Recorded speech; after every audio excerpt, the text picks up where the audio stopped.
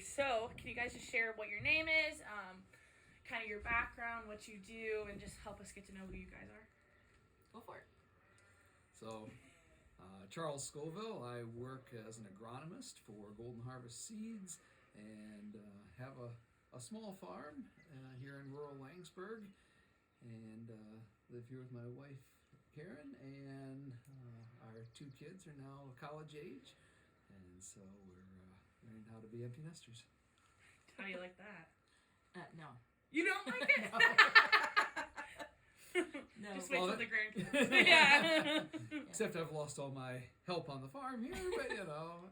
Yeah, and I gotta hire them. They cost money, right? Yep. Fortunately, Nate's not far.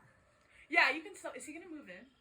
For the fall, yeah. Yeah. Okay, that's what I was thinking. 'Cause he only has a small semester left, right? Smart. Yeah.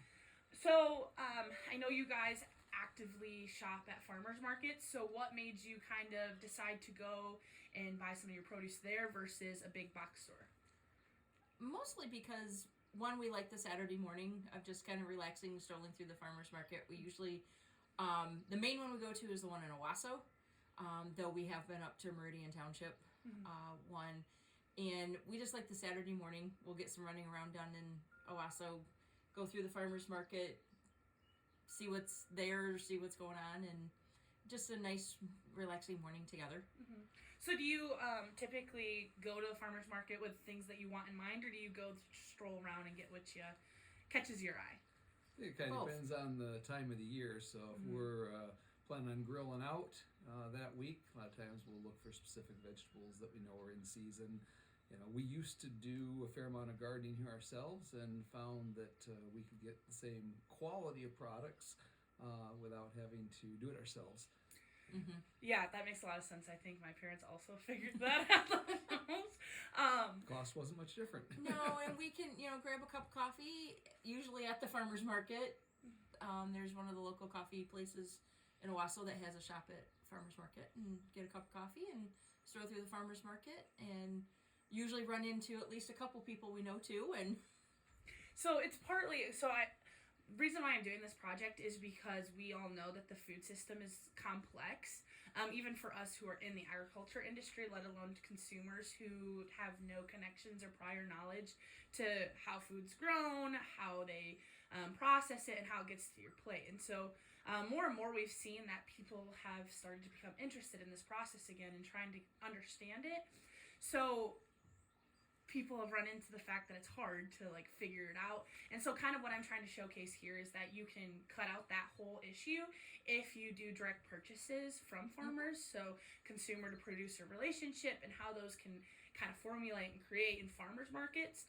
And so really what I'm trying to portray or trying to understand is how do consumers even start going there? Because typically everyone goes to the box stores, right? mm-hmm. So trying to showcase that, as well as, do you think that the relationship with farmers and having those conversations and getting to hear from them on exactly how they made this loaf of bread or, when they planted this tomato, do you find that important, or do you think that's just an added benefit? I think it's interesting. When we go to the farmer's market, a lot of times the conversations we have with folks before we make a purchasing decision is, do they raise this themselves, or are they simply brokering the product there? Mm-hmm. Because at a lot of farmers markets you have both. Mm-hmm. And so we tend to migrate towards those folks that we know are raising their own produce that is locally grown, and we can have those conversations with them. Part of it depends on supply as well, and we know it's maybe an inconvenience that they don't always have everything every day, like you might find in a big box store, but that's okay too. We don't. Right, and it's also that it's Michigan grown for us too, being that we try and make if they're the ones growing it, then we know it's also Michigan grown, and we know that sometimes that tastes better than it coming from Florida or California or even other countries if they're brokering it in, kind of stuff. And especially when you get to the fruits, midsummer, strawberries, apples, that type of stuff, that if it's grown in Michigan, we know it's going to taste better than coming from somewhere else. So part of your reason why you kind of navigate and drift towards going to farmers markets is because you do value where your food's grown, who grows it, and knowing that it is produced in your backyard, essentially. How would you, as a consumer who does purchase at farmers markets, how would you encourage or encourage someone that's interested in, learning more about where their food comes from? What would you encourage them to do? We take people with us. We've taken friends with us that, just let's go check out the farmer's market. We've heard there's something new there. They've got this going on today. And hey, we want to show you some of our favorite ones. And sometimes it's as much of the social aspect as it is just getting in and getting out. And it's fun too seeing some of the artisan things that are there that you might not just find elsewhere, whether it's crafts, whether it's artisan breads, cheeses. There was that one time that was it chives or garlic something that they made. It was cool. They made dips and stuff out of it, and it was like the bulb of something. And you can taste it right Yeah. there. And Oh, wow. cool. That's super interesting. And then by having taste tests, that we in turn then bought a bunch of their stuff. Yes, and so like that, it was kind of leading me into my next thing. So what I've been understanding through the people that I chatted with, both sides of the spectrum, is that it's a social experience for everyone, and you're not only buying the product, but you're buying the experience. And so, is that experience to you valuable? Like, I know that you value it, but there is a cost association. Usually box stores have things cheaper just because they produce them in bulk versus the guys who make everything themselves. There's more costs, in that line. Do you think that paying more is worth it? Because I feel like you're paying for knowledge. Yes. And so, do you think that's worth it? I do, because one, I know that the taste on the other side is going to be better. And I think you get what you pay for. When you go to a farmer's market, you can bring the product to market fresher. If I've got to run it through a big box store, I've got to pick it maybe before it's fully mature, let it ripen in the box before it gets there. And so it just, usually the quality of the product's not quite as good.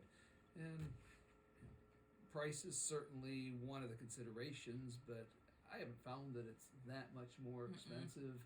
And again, you get a better product. And the social experience of a nice thing to do on a Saturday morning and get a little walk in and get a chance to browse, talk to people. So in the stage of your life now, you're established. Now, would you have the same opinions if you were my age, 22, just about to get out of college, money's tight? Do you think you would have the same viewpoint? I don't know that we would necessarily. I mean, I remember pushing the kids through the farmer's market in the stroller. When we were, getting into But our we've 30s. Right, but we've always been ones that are really Michigan products. Yeah. We like to support Michigan grown products. Maybe a little, we... And I know a lot of the food, they take a lot of food stamps and other types of government assistance at the farmer's market as well. And there's always there's the summer garden things too that, are willing to help low-income families and things like that, besides just the food stamps and WIC programs. There's also another one that happens during the summer that's specifically for, and why not help those people that are trying to help feed people too? Support the small guys. Absolutely, because we've done that. I mean, we've had a small roadside stand when the kids were younger. And you know what it's like. And and people would come back just because the stuff that we had was what they wanted. There was one neighbor that stopped raising sweet corn because our sweet corn was better than what he had ever raised. And he'd stop in every couple of days to get sweet corn for him and his family. Wow. And stuff. And he's just like, yeah, I don't even raise sweet corn anymore because you guys raise it better. Did he ask what your secret was? I don't think he ever did. He was just willing to pay. And hey, that works out for you guys. But I think part of it too is the different times of the year. In the wintertime, it's quick and convenient to go to the big box store and get what we need. And, but it's nice to have a change. Nice to have just a. It is. And get out on beautiful days, and we've even checked out farmers markets when we've been camping.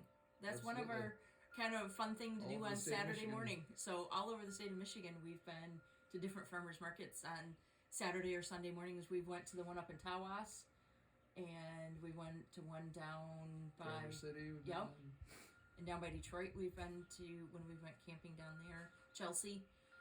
And so we've been to different ones all over the state, and it's just we've been able to find different things that we haven't been able to find at our own.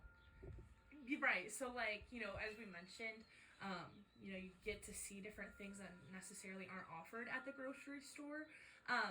So you brought up a really good point, though, about being in Michigan, and you can't really have farmers markets in the winter here because of the elements. And so one thing that we've come across is people lose their momentum. They can go in the summer and they can be introduced to the farmers market and they can really enjoy it.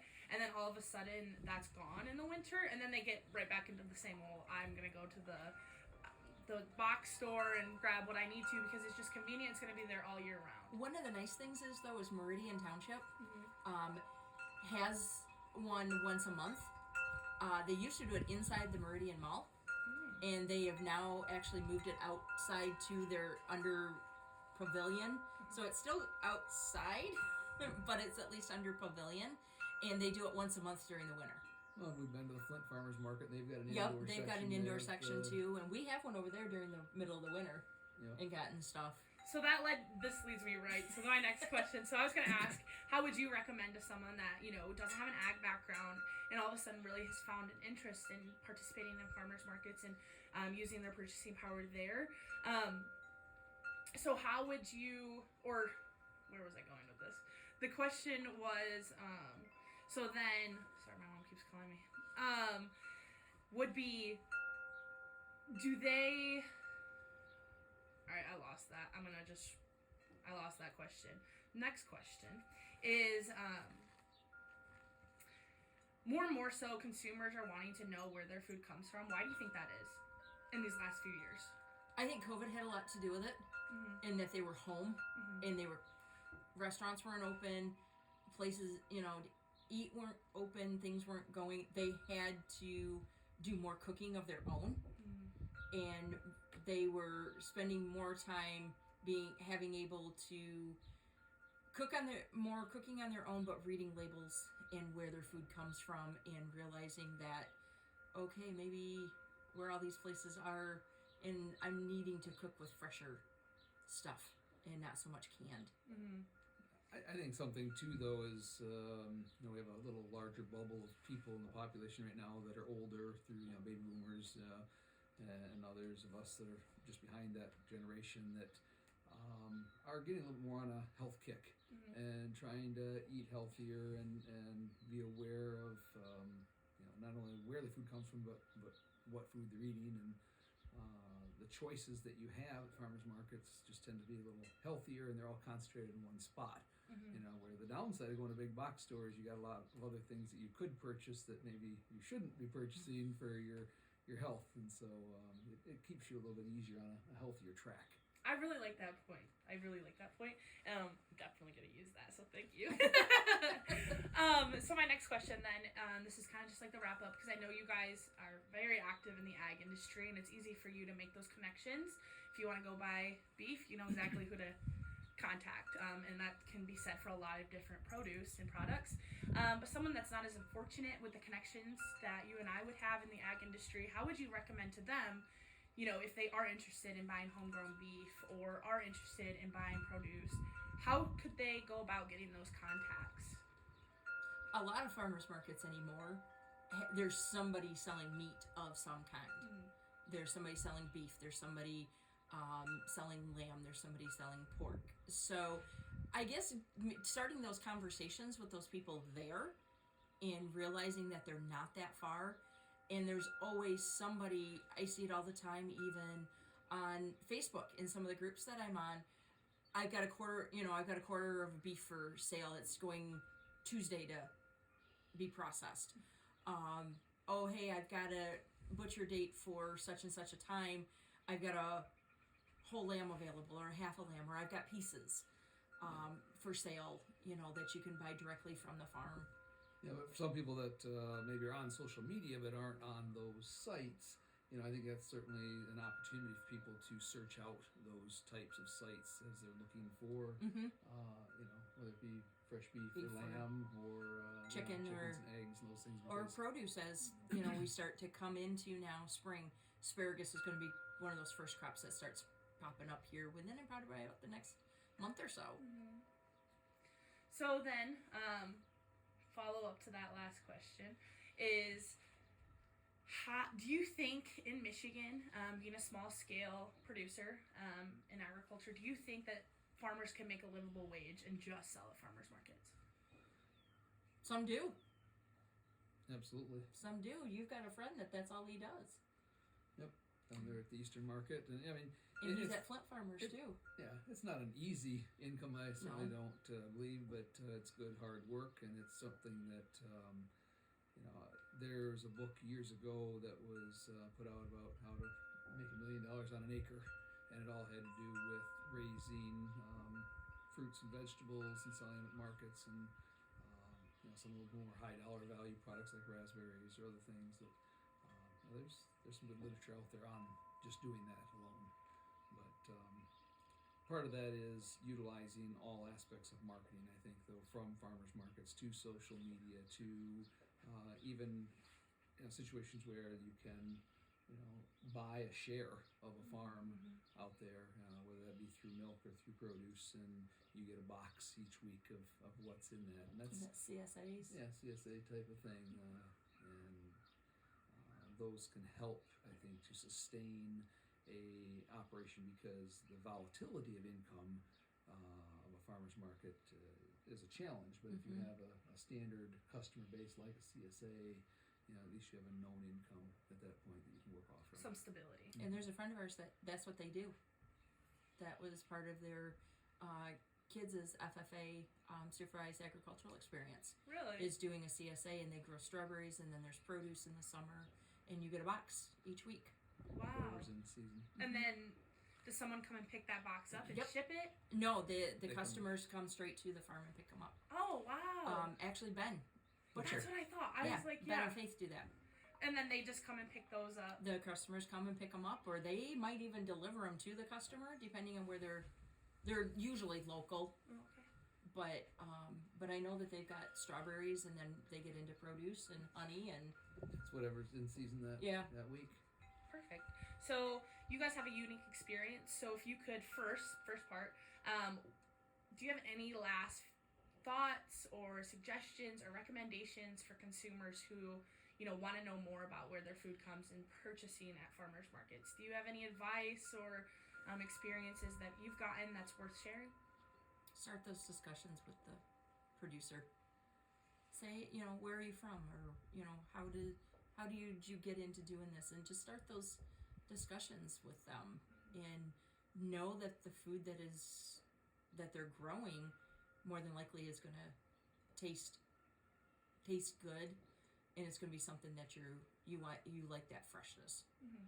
It's been interesting too. Sometimes you also find out about different ways of preparing some of the things. You may find a fruit or a vegetable that you're not used to buying in a big box store, and you might just walk away from it in a box store, but you see it there and you have that conversation, and they've got recipes or they've got ideas, and you may find something you like that you really didn't know you did like. Yeah, absolutely. So have an open mind, try new things, be willing to have conversations, and have a mind that's willing to learn.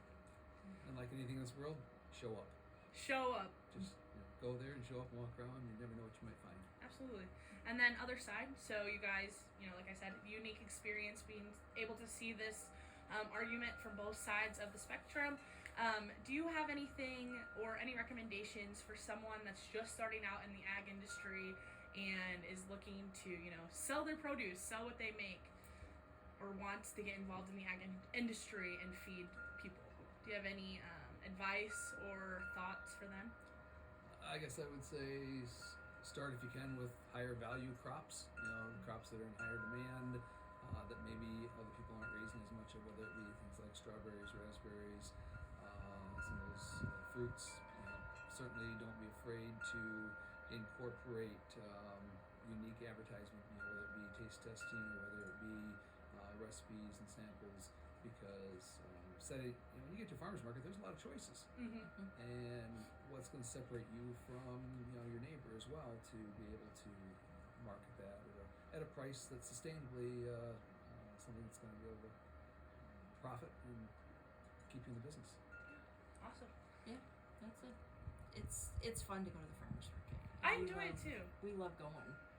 It's one of those things that I was raised doing, and I actually did it when I was younger with my parents, so I really enjoyed this whole aspect. And one thing too, like all these conversations that I've had with other people in this project, is that people are just really excited, and it's just as much marketing as it is growing, especially in this field or in this selling process.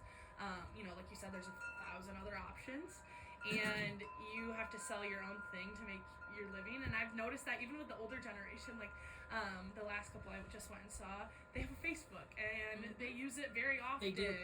And they said that was very important for them to market their stuff, and so people learn and go try new things, and it's not just being a farmer when you sell at farmers markets. Yep. And even now, there's ones that are like flowers. Yeah. Just selling wildflowers and putting it in a quart jar with a pretty ribbon, and they go like crazy. Yeah. That's the one thing that's really shocked me is cut flowers. Yeah. And they sell them for a lot of money. And people are... Casey Forbush that Yeah, does it? Casey Forbush does. Does she? Yeah. Her and her husband have they have a pumpkin patch, and there's a couple other produce thing. But her big thing of it is she just plants wildflowers. And it's a U-pick. Oh, It's wow. a roadside stand U-pick. And they have a little barn, and she's got like quart jars and pint jars and different jars that her and her mama found at like garage sales and stuff. And you can just go, and for a certain amount of money, go out and pick your flowers that you want. And it's kind of like, because it's wildflowers, you can just kind of go down the row and pick a whole bunch and put them in your jar. And Wow. So I know there's a dairy farmer over in Zealand. They have planted this huge sunflower field, and it's like this huge thing that everyone comes. You can do U-pick as well. Yep. But they said the big thing is that they at first weren't charging for people to just come, but so many people want to come and just take pictures there. Yeah. So they started charging $5 a head, and that's where they get their money. Yep. Like senior pictures. Casey does sunflowers. She does the smaller ones that fit in a vase Oh, better than the big headed Huge. ones. And so they're the miniature sunflowers, but you add a few of those to a vase of wildflowers. it's so pretty. It is. So And you put pretty. a colored ribbon on it, and And we've seen a lot of people, the whole idea of agritourism, which Yeah. that kind of falls into, Mhm. and whether, This absolutely does, yeah. as well as, whether it be corn patches where you get the Yep. mazes. you corn go mazes through, and pumpkin patches and that type of petting zoo. And I think that brings it back to people really do want experiences in agriculture, but they don't know what experiences they're even looking for, what there even is out there to experience, and how do you even make those connections with farmers? I remember, because my parents aren't that active in the ag industry, and I remember getting into it, and it's very overwhelming because, not that people are intimidating, but some are, but there's people who just know so much more than you, that it can be intimidating not even know what the right answers are to ask, so you just don't ask any. But then you see all these people who are going to these ag tourism areas, and they're always busy. And so there's that disconnect here, you know what I mean? And so hopefully that this film will make some connect for some people, but we'll see. Yeah. Awesome. We'll see. 4 pounds or something like that, 46 pounds, something like that. Since then, I've only gotten hens. My parents said the same thing. We learned our lesson on that one. And hens don't kill each other the last 2 weeks. Yeah. I think sheep are my favorite just because, so I had them in a...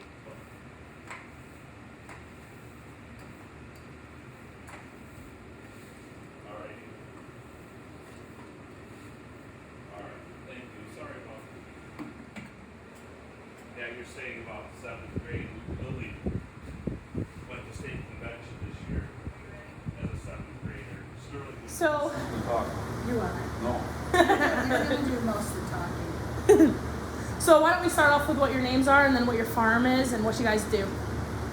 Herb and Wendy Conford. The farm name is Sandy Ridge Farm. We have a wood-fired brick oven bakery, and we're also maple syrup producers. We do a little bit of produce on, in addition to all that. So when did you guys get started? And how did you get started? My son-in-law made some syrup, and it was really bad. So I started making the syrup using his equipment. That was back in 2005. Okay. And we've just grown and progressed, and we brought the oven online in 7 years ago. And we've been growing some produce along the way, so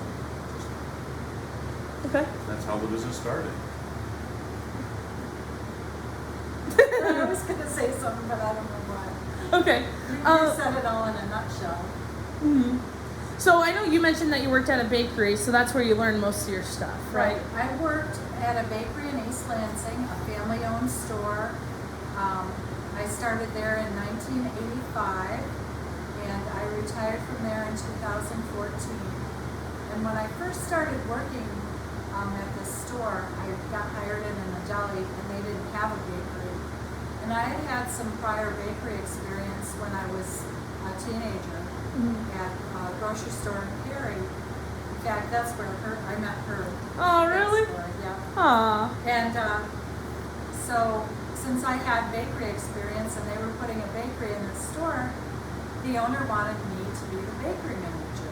And so they sent me away for a 2-week bakery training course, which obviously just touched on baking just minutely. So most of it I learned as I went there at the grocery store. There were representatives from companies that would come in and teach you how to handle their products, and I learned a lot over the years. And when that store was talking about closing, Herb was thinking about building a wood-fired brick oven, and it all kind of fell into place from there. All worked out. So, who do you like sell and market your product to? So I know you mentioned the farmers market, but there's some others as well, right? Right. We are open here at the farm every Friday from 3 to 7. We sell fresh baked breads, English muffins, maple products, and then we sell at the Meridian Farmers Market on Saturday, May through October. And all year round we sell at Monticello's Market and at Mertz Meats in the Hazlitt Okemos area. We sell at Finkind Bakery in Williamston, and we also sell at Beast Bakery in Owasso. Wow, okay, so that's a lot. So how do you keep up with that? So how many times do you bake? And then have you had to adjust it as you've gotten more customers?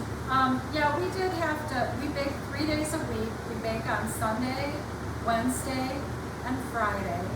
And when the farmer's market starts, we get really busy. Mhm. We sell a lot of bread at the farmer's market on Saturday. And so, in order to keep up with all that baking, we have to actually bake some bread on Thursday. Okay. So, during the summer months, we would bake 4 days a week. 4 days a week, that's a lot. Okay. And then, so really what my film is about is how the more and more we've learned that people are starting to become curious again with how their food is grown, who makes it, and how does that all work. But as we know, the food chain is very complicated and complex, and it's hard to find those answers.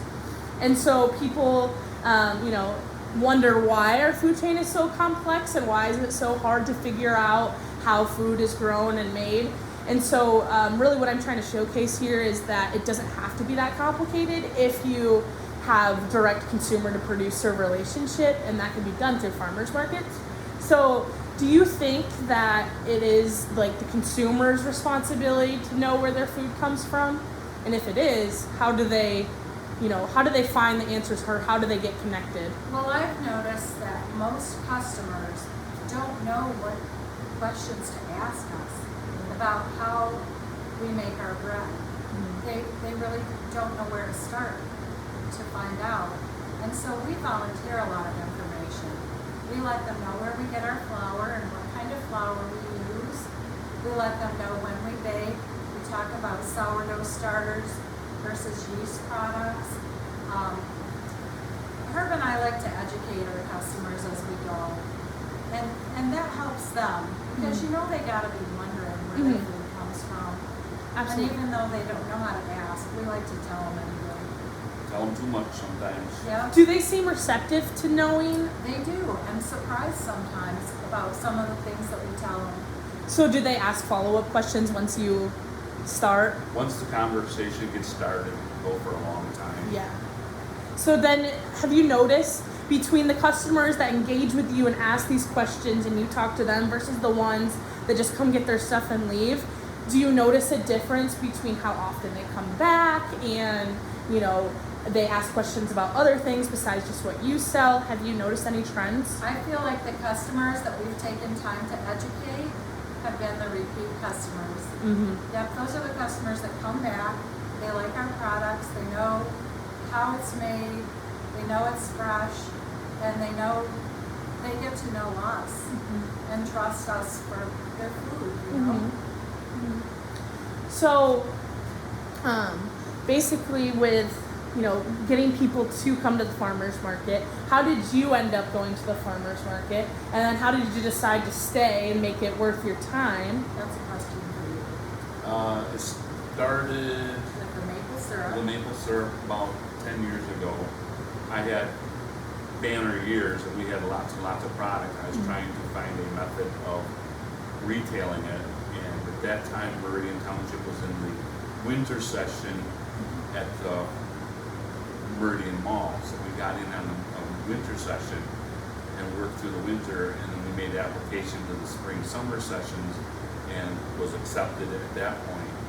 We started originally with maple syrup, we added produce, and then we finally added the breads, and now it's more breads than anything else. Breads are 75% of our sales, and syrup's 25%. Well, the produce is incidental. Okay. So you have to apply to be able to go to this farmers market. Correct. Is that a hard process? Like, let's say I wanted to start selling at the farmers market. It's quite involved, Is it? yeah. Do you think it deters some people? Yes. You know, for a fact it does. Yes, it does. The current farmers market application for Meridian is almost like filling out my tax form. Really? Yes. But it's not to really deter people, it's to bring transparency forward. And that's what it's about, is being transparent to the customers. So when you walk into the market, you feel confident with what you're buying, that that person is the producer or the baker or the grower, and not purchased somewhere else and just retailed again or wholesaled. So the applications are very intensive, and so does the Meridian have like a board that is in charge of the Yes, they do. applications? Yes, they do, and the market manager does most of the work, but there is an advisory board that goes through that, sets up the rules, and just makes sure things are working correctly. So I know you said that they mostly have you guys fill out the application to provide transparency, but do they allow the customers, do they communicate what's in the applications to the consumers at all?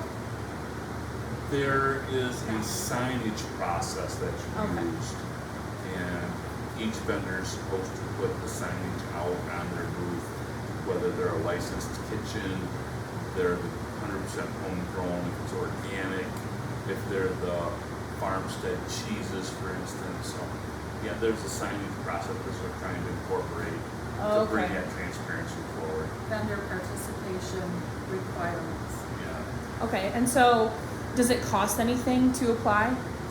Not to apply, but if you are accepted, there's a cost to be there. Okay. And so do you make most of your living off of selling at farmers markets? We're probably about 50% of our income is from the farmer's market, and the other 50% is from the wholesale. Okay, so it's a 50-50 break. Yeah, And then you only go to a farmer's market on Saturday? the Meridian market on Yep. Saturday, that's Okay. the only one we do. Okay. And then do you know if other farmers markets are that intensive with their application, or is it? I don't know, but I suspect that the smaller farmers markets would be much easier for somebody to get into, to get their feet wet and become an established name and then be able to grow from there into several smaller markets or into a larger market. Okay. So if I was, or a producer that was really wanting to get involved at farmers markets and sell, how would you recommend I go about beginning that process?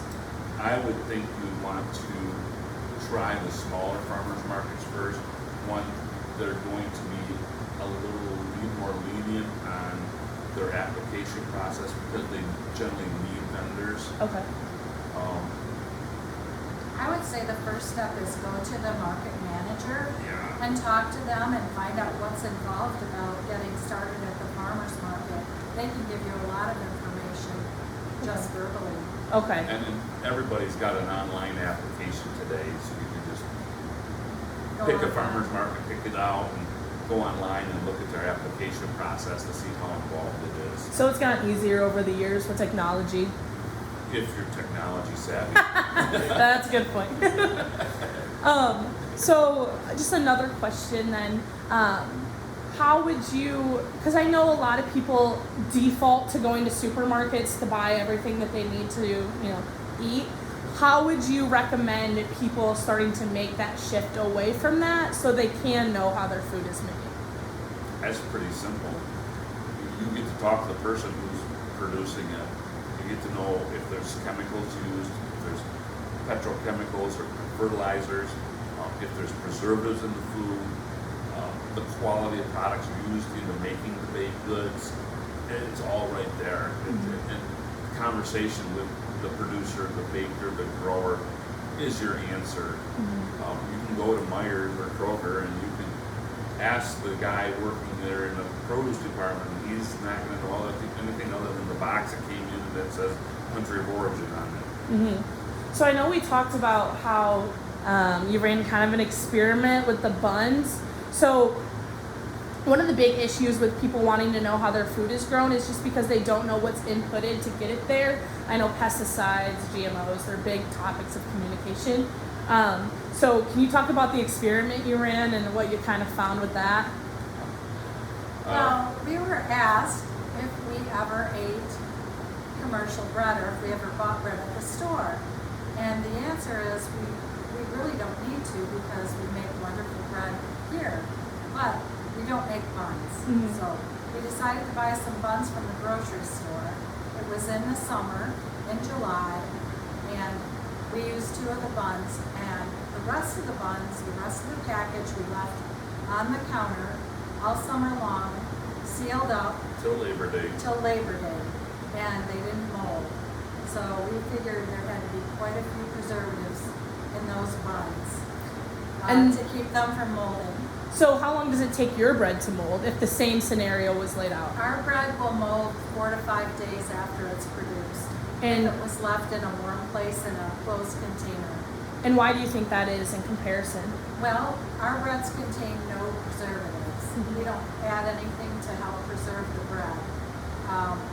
One way that we could lengthen the shelf life on our bread is keep it in the refrigerator. You can keep it for 2 to 3 weeks in the refrigerator without it molding, or you can freeze it for 3 months. 3 to 6 months, really. Any longer, you'll start to get ice crystals in your bag. So you really don't want to keep it in past 6 months in the freezer. And the only other way that you could keep the bread preserved is to not put it in a plastic bag, just to keep it open on the counter, but then it would dry out. This morning for breakfast, I had bread that we baked in December. Oh, really? It came from the freezer. Yeah, it was in the freezer. And it was It was delicious. It perfectly was fine. tender and fine. Our customers have told us our bread freezes very well. Awesome. Yeah, a lot of times, some of our older customers will take the bread home after they've bought it, slice it up and put wax paper in between the slices, put it back in the bag and put it in the freezer. And so then they can just take a couple slices right out of the freezer. Oh, and eat it? Yeah, and toast it or eat it, and the rest of the loaf stays in the freezer. So they Oh. can use the whole entire loaf before it goes bad. Oh, that makes sense. That's nice. Time. Yeah, I just have one more question and then we'll. Okay, let me check this. I'm gonna keep recording. Are you getting the information you want? Absolutely, I am. I think, yeah, I just have one more question and then. I was on the advisory board for 5 years, Oh, were you? just up until last year. Oh, okay. So all during COVID, prior to COVID, moving to our new facility. So you kind of have a unique perspective on that as well. then. Yeah, Okay. Yeah, I got it on the minute. so it's, yeah, I've been through all the drama, through all the development.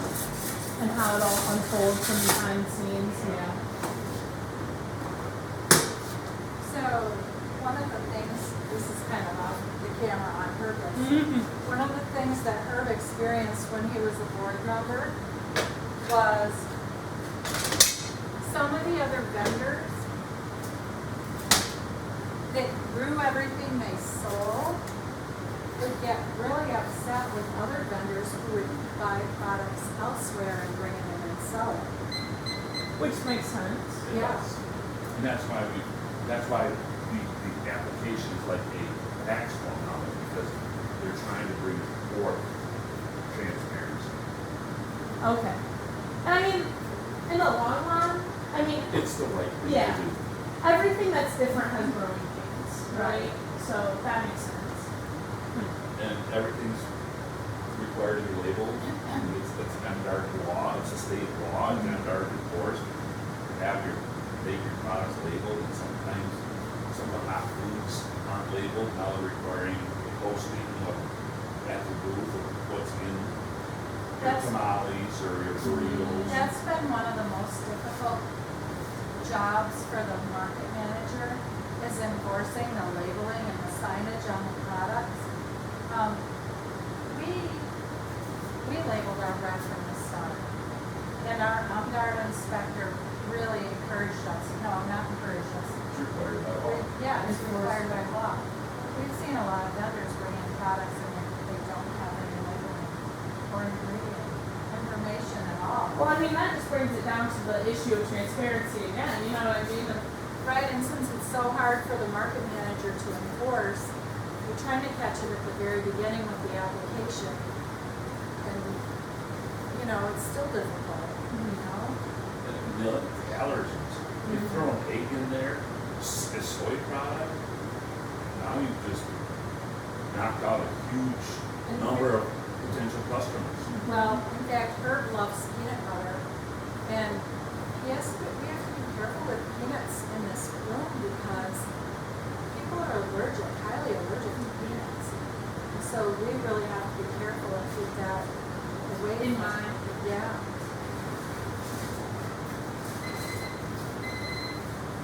Yeah, I'm not kidding about that bread I take from this. During the holidays, we make special holiday breads. Oh, really? What does that consist of? Well, there's one that Herb decided he wanted to make. Uses wild rice, cranberries, and golden raisins. I baked that in December. Just squeeze it, feel it. And you make that in December? Wow. Wow, this looks yummy. I like the ingredients. Yeah. And so the other bread that we make was rolled chocolate for the holidays.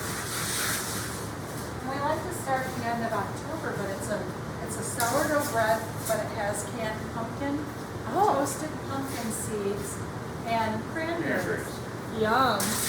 I love cranberries. Yeah, I can tell. And it's a true sourdough bread. I don't put any yeast in it. And it has a super long fermentation period. I mean, it goes through a long time. I have to start it first And thing. it's got 4 folds. Oh, For really? the development of the dough, it's a pain. But it's such a good bread. Again, one of my recipes. So my country sourdough that's on the rack there, that one has a long fermentation period too. And when I mix the dough in the mixer there, I have to take it out and then I use these totes underneath here to keep the dough in. Oh, okay. And the country sourdough requires 3 folds, 45 minutes apart. So after 45 minutes, I dump the bread out on the bench without the tablecloth. And then I fold all 4 corners in and then throw it back in the tote. It sits for another 45 minutes and then Wow. it's another full. And these are the same conversations we have with our customers, Mm-hmm. Yeah, we talk. provided we have time. Yep. Um, But it's a, sometimes at our booth, it's very, Crazy. very, yeah. it's 10 people deep for 2 hours. Oh wow. The two of us waiting on customers. So Oh. we're done baking now, and before you put the door on, let's see what our temperature is.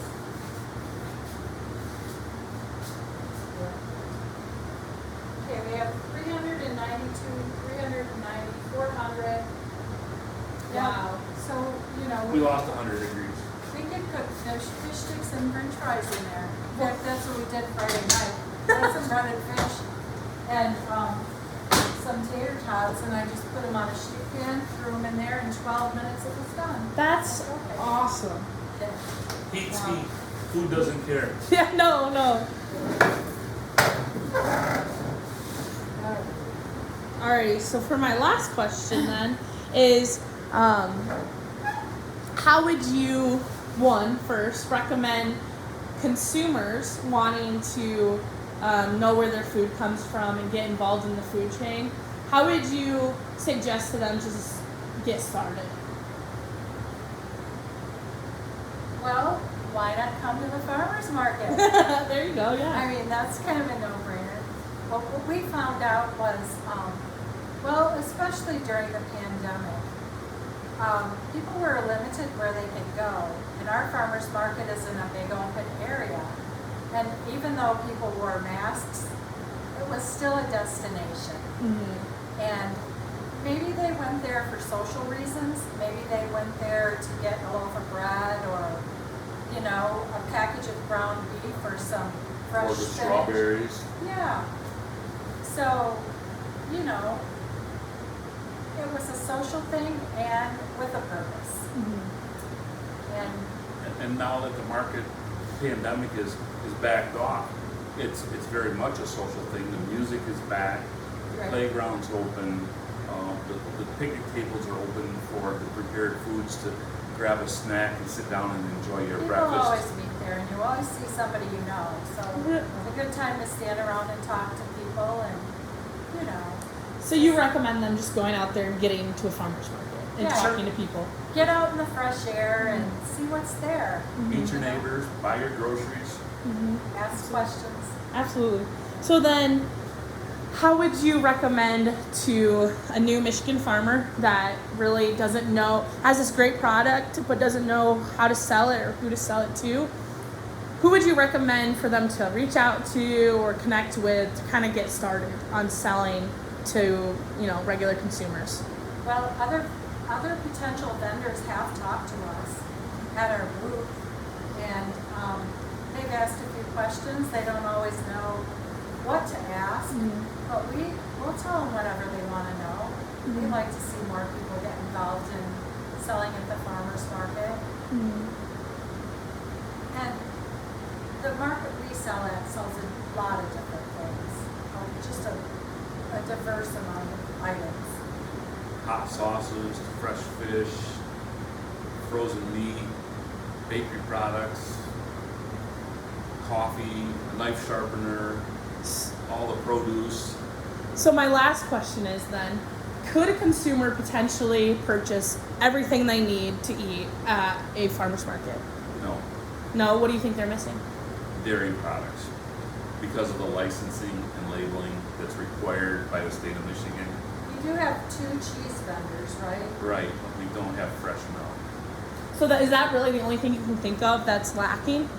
Yeah.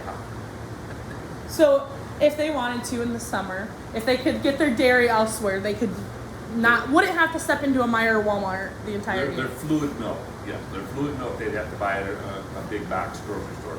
Other than that, they can buy all their groceries at the farmer's market.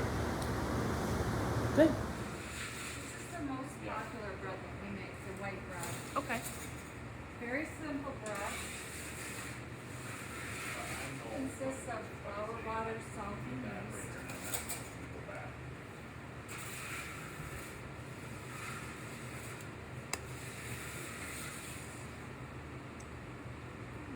Yeah, I know.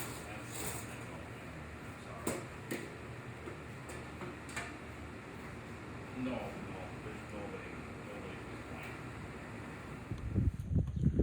taking that role? I think it's an adjustment, so I mean it can be a lot of work, but she has. Just want to Yeah. start off by giving me your name, your business name, and what you do in your business. I'm Chris Sanford.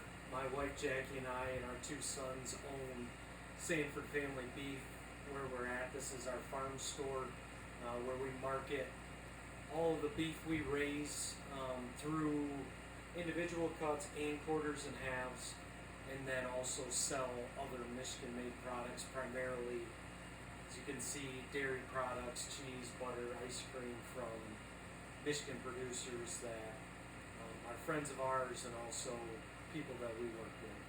Awesome. And then what farmers markets do you participate in? So in the past, we've always done Springport Farmers Market, just a small farmers market in our hometown, and then done Eaton Rapids before, and looking at some this summer, maybe doing the Sandstone one. So that's where we started until we kind of grew into this store where we're open on Saturdays, so that really took us away from a Saturday market because we shifted to having the farm store open. So from your experience, you doing both farmers markets and having your own roadside stand, what has the most success? I think I think popular farmers markets on a Saturday can do really well.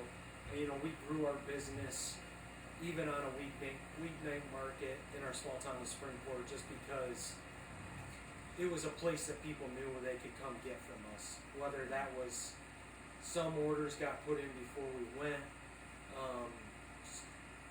without working with this, it allowed for some of that, and people could find us there. So it gives you an opportunity to market yourself and be at a place that they can come to. But shifting gears to this, a lot of people now come to us, which takes a lot of the stress out of it, and some of that work of loading up, going, reloading, and coming home. So that's been the nice part about having this investment. It is an investment, but the farmers market does allow for that space to go to, on a creative event each week. So it did build us a base, but we didn't really. The one thing, I guess, we never went to a very big one on a Saturday, and I think there's a lot of opportunity there. When there's a lot more presence there, and that's why I talked about the one. There was a Sunday one started last year that gets a lot of people through on Sundays. We might do that once a month, just because a lot of that clientele could come this way too if we build our name there. So that's another reason we may not fully leave farmers market, just continuing to put our name out there. So with that being said, then, do you think that this market that you have here would be as successful if you didn't go to farmers markets? It's hard to say, just because we built a business, with that philosophy first. The one thing I can tell you about the market here is we've gained people that I never saw at the markets. The one thing is they're the normal consumer, the normal customer. So to be able to come in, and it's hard at a farmer's market because we're working on coolers, and I know some of the meat guys will bring stuff in that they can see it. So the biggest thing for here is somebody can walk in just like a grocery store and be able to see the product. So that's a big piece. So they may not know what they want when they come in. Some may know what they want, but they're able to look at it and go over it all, and that's been a big piece to growing this in here. Absolutely, because this experience is more similar to what every normal consumer is used to. You go to a grocery store, you open up your shelf, you pick what you want. And without that guidance, some people get lost, especially if they've never shopped before.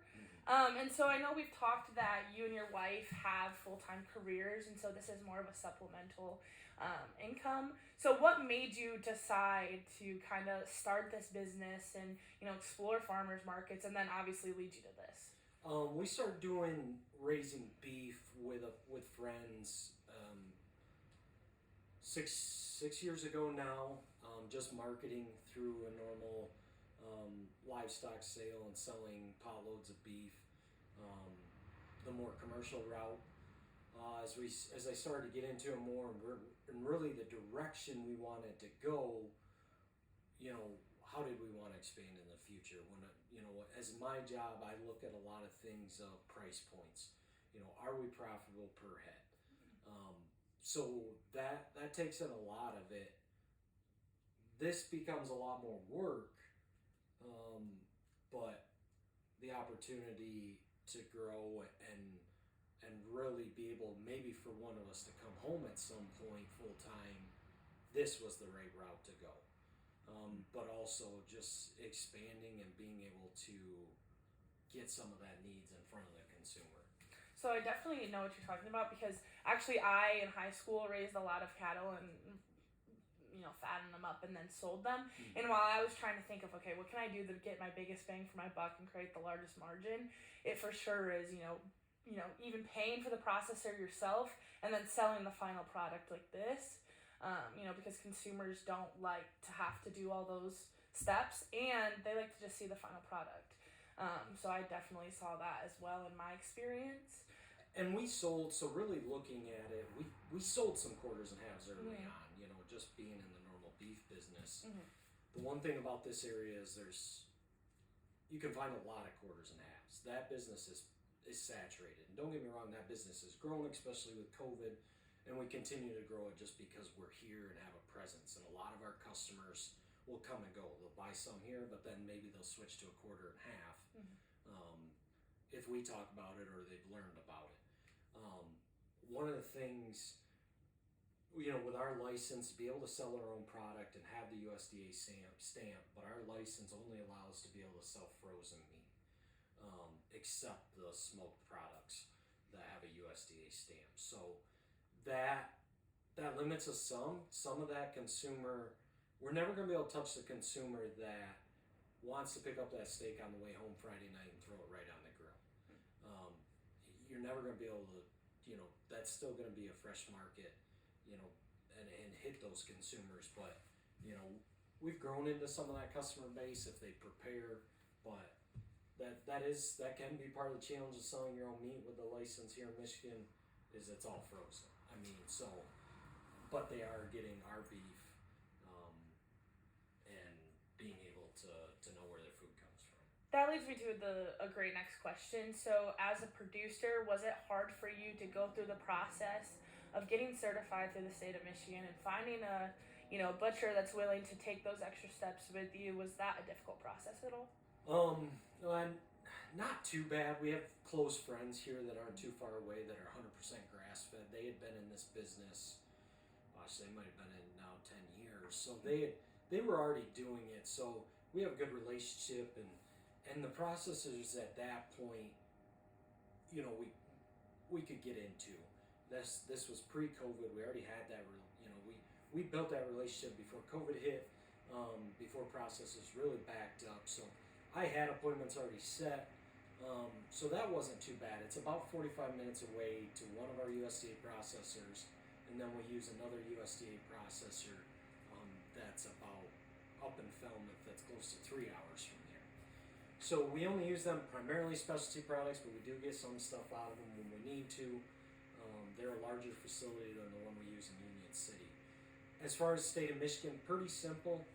You know, I have friends kind of help me guide. It's not too hard of a process. We have to renew that license every year. We have to be inspected every year. So that inspector has been great to work with and really can help you with any questions, especially when it came to this and the extra things and how things need to be labeled. It wasn't overly challenging. So with labels, that's a hot topic in consumer world. Labels are really confusing, and there's a whole bunch of them that kind of mean the same thing. So have you noticed with adding that USDA label, have consumers noticed it at all? Have they reacted to it in any way? No, that USDA label's not that big a deal. I mean, I think there's more talking points, mainly the grass-fed word, the grain word. The USDA's not that. The biggest thing is as long as we're creating that relationship and they're entrusting in us, they know that their food's taken care of. Mm-hmm. So when we talk about what that stamp means, but a lot of them don't truly understand. So it's done the right way. We know it's done the right way. That an inspector's at our kill plant. Mm-hmm. It's inspected when the animal's euthanized, and then also through the cutting process. So we talk about that all those steps are taken. So now shifting more to the consumer side of things and, perspectives on their purchasing power, you have both been a consumer and producer in the agriculture world, so you have, you can see it from both ways. So when you sell at farmers markets, do consumers engage with you? Do they seem interested in learning more? What are the typical questions that they ask? Yeah, I would say my wife Jackie is a lot better engaging. There's some male to male at a farmer's market. I always have tended to do more of the farmer's markets. I've tried to get better at it. The biggest thing is trying to engage them. Mm-hmm. Some people will come engage you if they're truly interested in the product. And a lot of those key points is how's your cattle raised? Antibiotics, hormones, grass, grain, going through all those things and talking about what we do on our operation and how we take care of our animals are some of the biggest things. You can get into some more of those details of like our brats and summer sausage. We do not do like MSG free. Mm-hmm. You can do that. We do not. We stick with the normal process of those smokes and processed meats being the typical way of doing it. So I get some of those questions, but it might talk about how it's cut, thickness, marbling, especially on beef, the patties and the ground beef, fat to beef ratio, 85-15, 90-10, 80-20. So that's your typical, those consumers know that number, that's how they've always bought it. Mm-hmm. So that's a big one on the meat side is your content of meat to fat ratio. So lately everyone's been talking about, especially with COVID, that consumers more and more so want to know where their food comes from, how it's processed, how it's growing. They just want to understand the food system. Do you, in your experiences, have you noticed that same trend, or do you think things have been pretty stagnant over the years, or what do you think the trends are with consumers of late?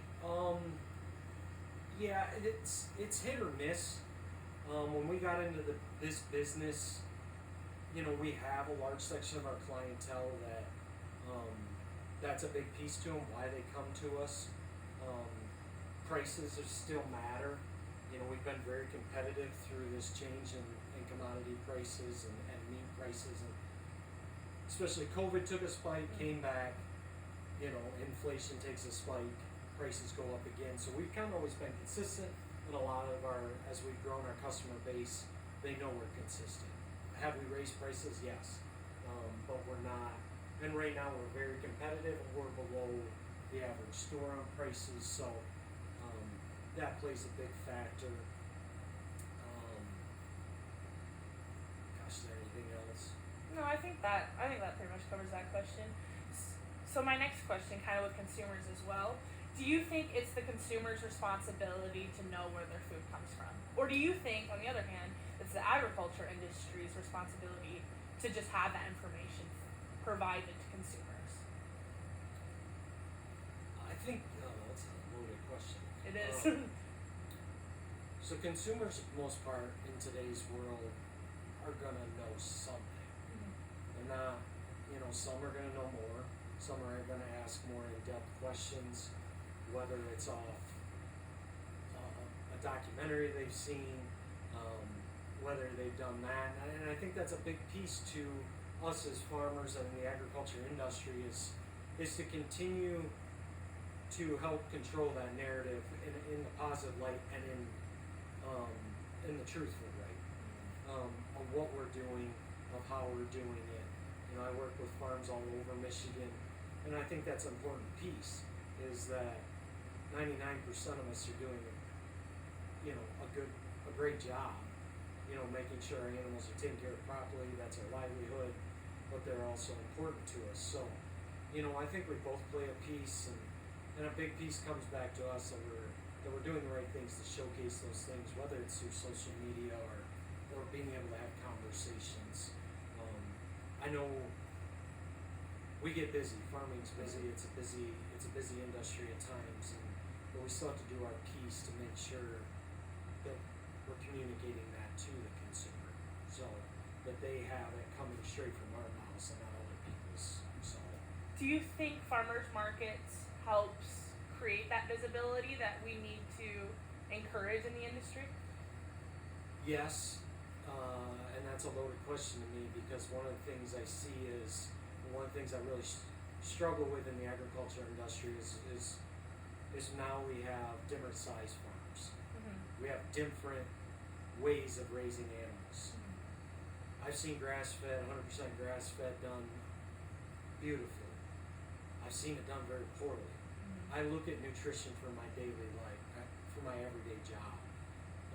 I've seen grain-fed do it very poorly as well, do it amazing as well. Just focusing on meat. I mean, there's a lot of other avenues we can talk about, but just focusing on meat. So, one of the things I really struggle with, when we get to that point, we're marketing our farm, we're marketing ourselves, and we're marketing our animals. We don't have to do it in the light that we're bashing others, and that's one thing I really struggle with. For the most part, the people I've come across and met with and sold with are good people marketing their farm. But I've also seen it where they market their farm by bashing others. We as an industry are one industry. We each do it a little bit differently. And so I really, really, really try to make sure that I don't bash one another. Somebody wants 100% grass-fed beef, I'm not going to turn you down. Some of our cattle get grain at the end. I'll pass that person on to our friends that are 100% grass-fed and say, hey, if that's the avenue you want, I know these people do a great job. You know, that's the direction they're going to head for. They want the leanest meat. You know, this is how I raise it. That's how they raise it. So that's the one thing. Farmers markets, they're amazing. I think we do a great job. It gets people connected with where their food comes from, but we as farmers have to continue to look at it in every light. Because at the end of the day, this is my biggest point is, protein needs are important to everybody.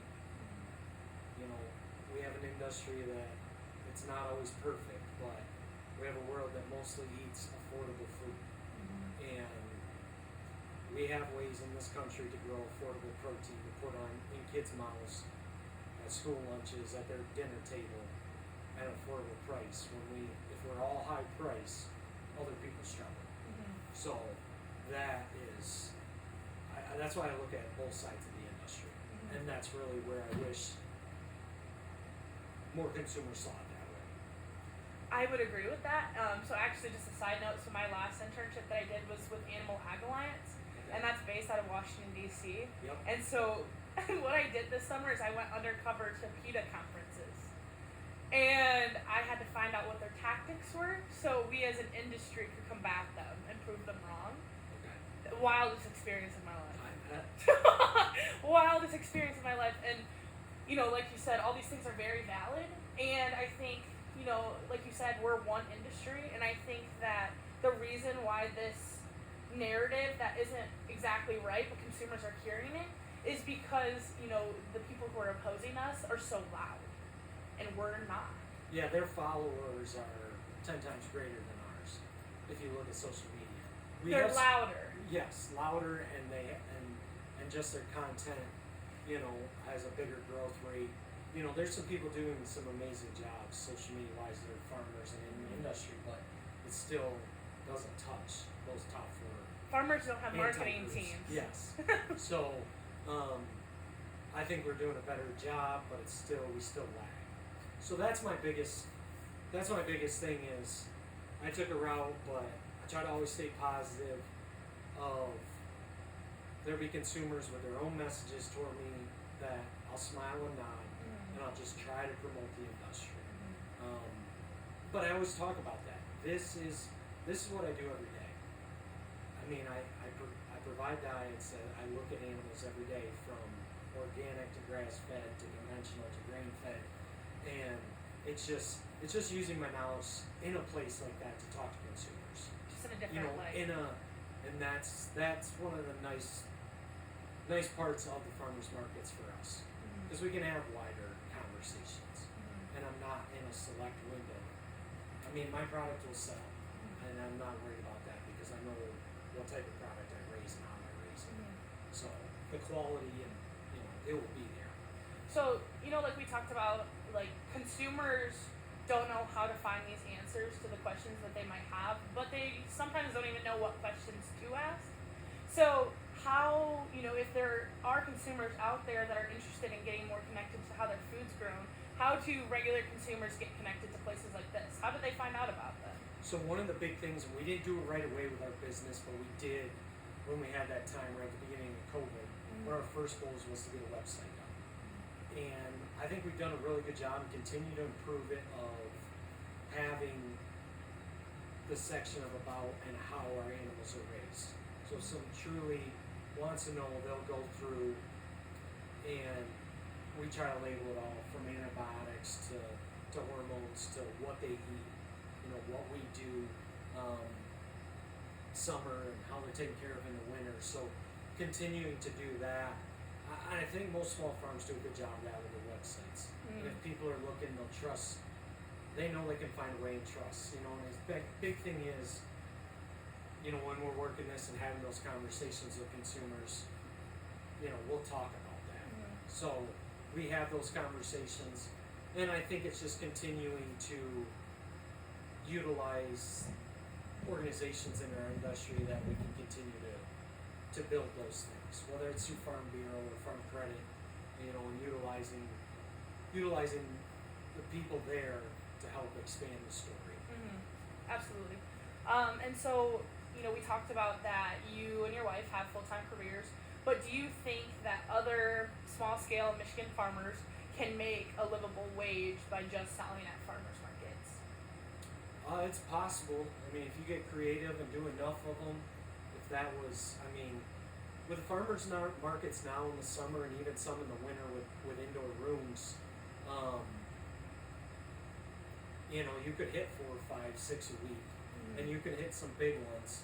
And I think truly, if you're good at marketing and display and being that a consumer comes up and says, man, this looks great, and you can have those conversations, you could put in a lot of hours and probably be very successful with farmers markets. So, being someone that's kind of gone through the process, you've seen the do's and the don'ts.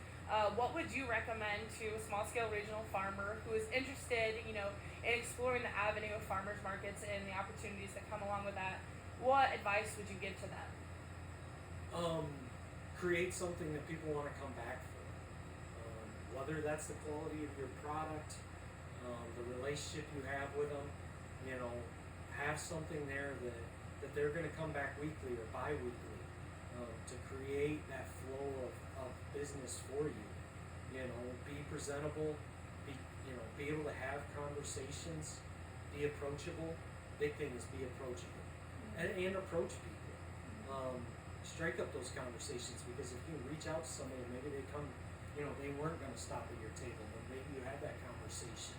So that's a big piece, and being able to create something that's visible, that's sharp to somebody's eyes. I mean, things stick out to people, and being able to, and I've seen some pretty fancy get-ups at farmers markets, and it stands out. So how can you stand out above the rest? So then, what advice would you give to consumers who, because you as a consumer can relate, but also someone in the ag industry who understands how food is grown and raised and processed? What advice would you give to them if they're really, intrigued of learning more about their food, or intrigued of going to farmers markets and making those relations with their producers? Yeah, I think you cut out a middleman for the most part, and that gives the ability to the consumer to also, if it's a big enough farmers market, it can feel like that grocery store feel. The biggest thing that we struggle with to getting people here is the convenience factor. You know, they want to go to the grocery store and be a one-stop, Mhm. shop. So, we have a lot of regulars that this is the place for beef, or, they know we have a few of the extra added things, but it's still, we don't have everything. So that farmer's market, it gives you that convenience. There could be breads and meats and vegetables and fruit. So, but biggest thing is just reaching out and asking those questions, and being, and I think it is. Over time you develop that. If you're somebody that's regular, you have that relationship, but some of those conversations broaden, and knowing that the fact that you're doing a good job and being approachable to the farmer as well, and approach them with questions. With an Make sure that open you're open-minded, and having that conversation. Awesome. Do you have any last remarks? I don't think so. I think I touched a lot of points. I mean, it hasn't been easy at times. I mean, sometimes it seems like it's a lot of running around. We kind of made it work with this small shed for now. I mean, I think there's a lot of dreams for the future of where we go with this business and how big we get. But the farmers markets gave us a start. And we did orders to other people from the house, but this gave us the visibility to continue to grow. So, Absolutely. yep. Awesome. Thank you so much. I appreciate it. Thank you.